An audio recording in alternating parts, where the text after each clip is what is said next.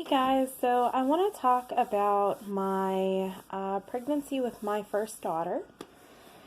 So I got pregnant in 2014 with my daughter JC. She's going to be 5 tomorrow. She's very excited.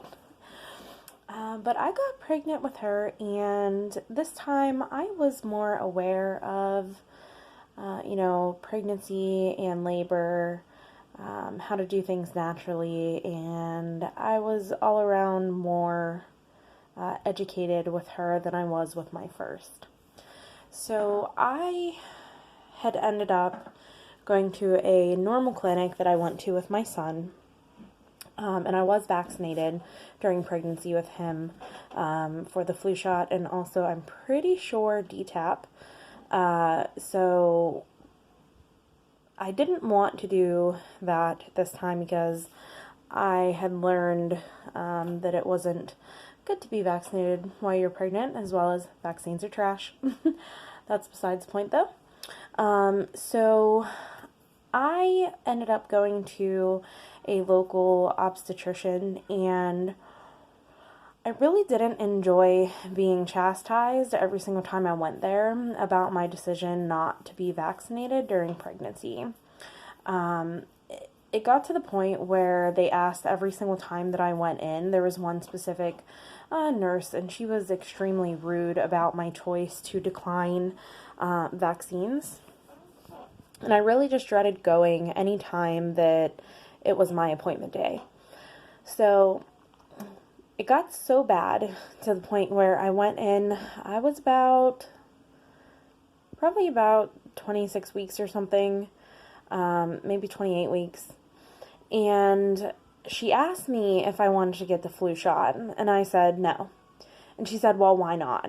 And I said, well, I tell you guys every single time that I come here that I don't want to be vaccinated. And she's like, oh, well, I don't understand why. And I said, because I said no. And I literally had to yell at her. And I thought it was pretty disgusting for her to continue to badger me about it when they already had it on record that I was denying vaccines during pregnancy. So it got to the point where the OB then, because I had denied so many times, basically said to me, well, if you don't get the flu shot, your baby's going to die. And I said, no, my fucking baby isn't going to die. And I walked out. I was really appalled by the fact that she was insisting that without vaccines, my baby would be dead. Guess what? She's still alive. Anyways, so I decided to switch to the midwife center in my local city. And I heard some really great things about them, and I was super excited to go. So I went there, and they accepted me at 32 weeks. So I only had about 8 weeks left.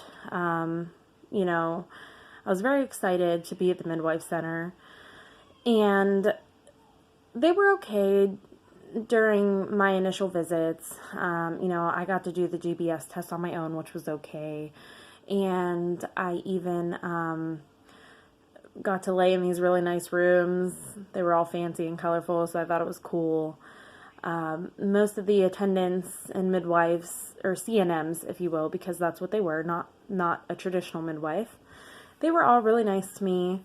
And I mentioned why I switched about vaccines, and they said, well, they're healthy for you, of course. But they didn't push the fact, so I was okay with that.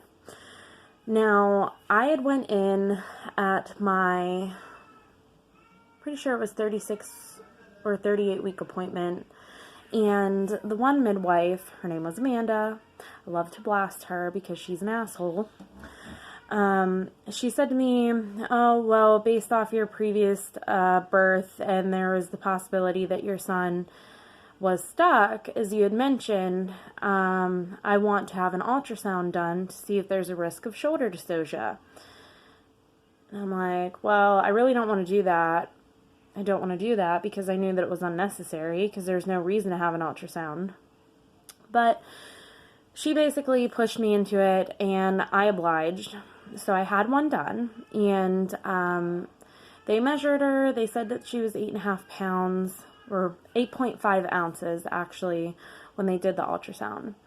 And when I went back to my whatever appointment it was, she said, oh, well, based off your ultrasound results, you have a big baby, and you're going to have to birth your baby at the hospital. I was like, what? That's not why I came here, for big babies. You're going to make me go to the hospital? Okay, fine. Touche, whatever. So I ended up going into labor at 39 weeks and 5 days. For the first 6 hours, I didn't know I was in labor, which sounds dumb because I had a baby before. But I was like, oh man, I really have to take a shit. Why can't I shit? This is so weird. I was like, I'm going to go take a shower. So 6 hours later, I'm in the shower, I'm squatting down, and I'm like, oh my God, I'm going to have a fucking baby in the shower. So I was totally paranoid about having this baby in the shower, and I ended up calling the midwife center, and they're like, okay, you're probably not in labor, but you can come in anyways. So I went in, and they checked me, and I was at 5 centimeters. And they were like, you can stay here for an hour, but we're more than likely going to send you home. And I was like, okay, this is annoying. So I laid there for an hour, and I had dilated to 7 centimeters. And they came back in, and they're like, oh, it's time to go to the hospital. Now, the midwife center was only a few blocks away from the hospital where the CNMs partnered with. However, it's in a very busy city with lots and lots of traffic. And I drove myself there with my fiance, who does not have a license. And they insisted that he drive me because I was having active contractions to the hospital. So as I'm screaming in the passenger seat, he's terrified, driving through all kinds of traffic, which was really horrible because we had a small car. So we get there, and I'm walking to the room, and I'm barely able to make it because I'm about to pop out this motherfucking baby. And then I get undressed, and I lay on the table, and she checks me, and she's like, you're 10 centimeters. I'm like, okay, great, time to have the baby. And she's like, I'm going to break your water. And I was like, well, why are you going to break my water? And she's like, well, you're already 10 centimeters. And I said, well, doesn't that put me at risk for cord prolapse if you break my water? And she's like, well, the baby's already engaged, and I really don't want to be splashed in the face with amniotic fluid, so I'm going to break your water. Okay, I said. So she broke my water. And of course, baby's coming just a few moments later. So she was like using her fingers to push down my bum. Actually, I lied. She was using her fingers, these fingers, to push down on my perineum because my ass kept raising up in the air while I was laying on my back, just instinctively. That's just what was happening. And it's like, she didn't want me to do that, so she kept pushing down. It hurt real bad. So I told her, and she didn't stop. And then I birthed my daughter. Johnny, caught her, and it was great. And then she came out. The cord was wrapped around her neck 3 times. They just unwrapped it. They did a little bit of delayed cord clamping, not much. And then Johnny was holding her, and I took her after. And I remember her palpitating, trying to, get my placenta to release. And at that point, I was kind of frustrated with the whole situation already. So she's palpitating, and she's pulling on the cord, giving traction, trying to get it to come out.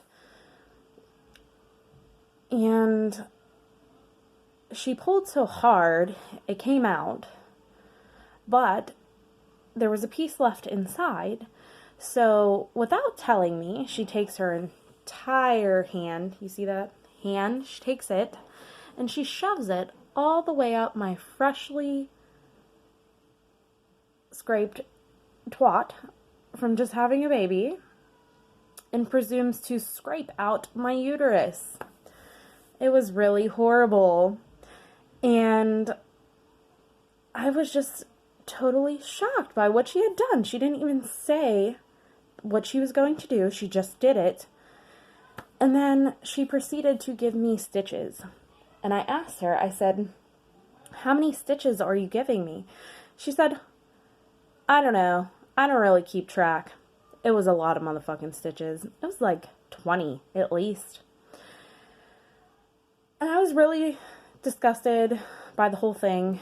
But I was just too shocked to say anything because I just had a baby. So she then gets a phone call and she's like, I have to go. There's another mom in labor. I'm like thinking to myself, oh my God, I feel so sorry for that poor woman. She's going to have you as her MEDwife.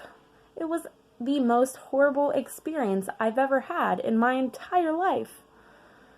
I was so excited because I was like, yes, a midwife. This is going to be so much better than my first birth. And ultimately, it is what made me decide for my my 2 other children that I was going to have them unassisted. And that's exactly what I did. It was absolutely horrible. Her name was Amanda. She no longer works at that birthing center, but I tell everybody about her because she is a fucking psycho who was in the wrong profession. So, my daughter is turning 5 tomorrow, and I'm super excited, but I just thought that I would share her birth story because of that. If you have any questions for me, leave it in the comments. Thanks.